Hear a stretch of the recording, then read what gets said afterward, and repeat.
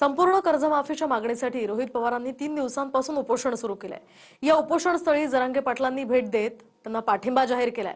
शिवाय काँग्रेसने सुद्धा रोहित पवारांना पाठिंबा जाहीर केलाय। सरकारकडून मंत्री गिरीश महाजन रोहित पवारांची भेट घेणार असल्याचीही माहिती आहे। पाहूयात यावरचा एक रिपोर्ट। संपूर्ण कर्जमाफीच्या मागणीसाठी सुरू असलेलं रोहित पवारांचं अन्नत्याग आंदोलन तिसऱ्या दिवशीही सुरूच आहे। रोहित पवारांच्या आंदोलनाला जरांगे पाटलांनीही भेट देत पाठिंबा जाहीर केलाय। आता माहीत अशी पंचायत होणार आहे। आता मी इथून गेलो की म्हणते नाही पवाराचा माणूस। परदेशी रातभर मी देवेंद्र फडणवीसचा माणूस होतो। आता तिथून सुटन आणि तुमच्या गळ्यात गुतणार आहे मी। आता महिले फरफट चालू आहे। मी ज्याला भेटायला जाईन त्याचाच माणूस आहे म्हणते ती। बच्चू भाऊ बसले होते त्यावेळेस आम्ही सगळे गेलो होतो। ते मग भाजपचे होते। शेतकऱ्यांच्यासाठी कोणी मैदानात असेल तर आम्ही सगळेजण कायम सोबतीला आहेत। शेतकऱ्याला संपूर्ण कर्जमुक्ती करा तुम्ही। शेतकऱ्यांना त्यांच्या मालाला दुप्पट भाव द्या। तुमच्या कर्जाची गरजच नाही शेतकऱ्याला। पुन्हा कर्ज पण नको आणि तुम्हाला कर्जमाफी करायची गरज नाही। एकदा फक्त त्याला या दारिद्र्यातून बाहेर काढा। रोहित पवार गेल्या 3 दिवसांपासून शेतकरी कर्जमाफीतील जाचक अटी रद्द कराव्यात या मागणीसाठी अन्नत्याग आंदोलन करतायत।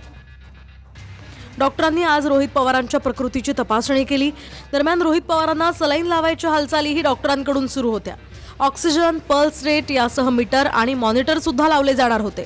रोहित पवारांसाठी सर्व वैद्यकीय सुविधांसह डॉक्टरांची टीमही सज्ज होती। ब्लड प्रेशर आणि रक्तातल्या साखरेची पातळी ड्रॉप होत असल्यानं सलाईन लावण्याचा सल्ला डॉक्टरांनी दिला होता।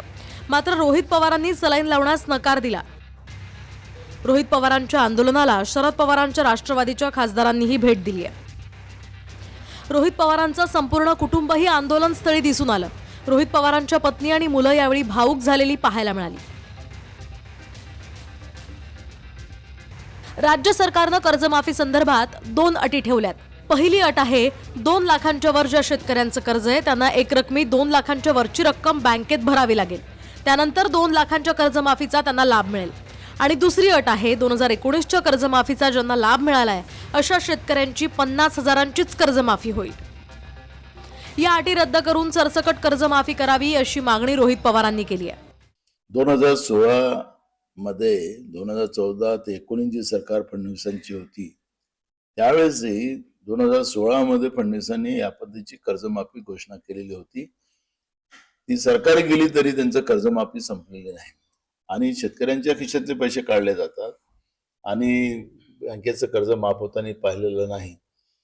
अशीच फसवी ही कर्जमाफी यावेळेस आपल्याला पाहता आहे आणि म्हणून आज संपूर्ण शेतकऱ्यांमध्ये रोहित पवार पंढरपूरमध्ये बसलाय। शेतकऱ्यांमध्ये रोष आहे आणि काँग्रेसने त्याला पाठिंबा दिला। राज्य सरकारची भूमिका त्याच्यामध्ये प्रामाणिक दिसते मला। त्यामुळे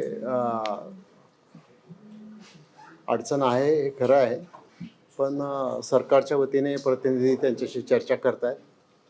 त्यांनी पण समजून घेतलं पाहिजे।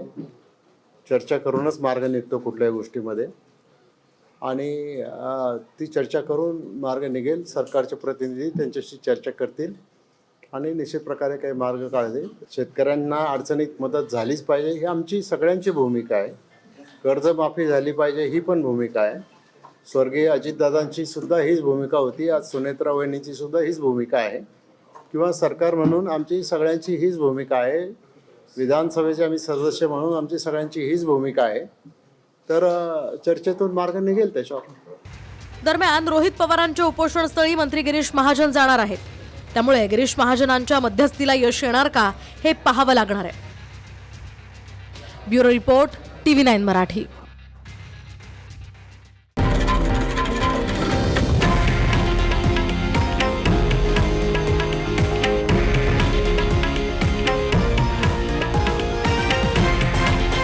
हे आहे देशातील नंबर 1 न्यूज नेटवर्क आणि आपण पाहत आहात TV9 मराठी, एकमेव।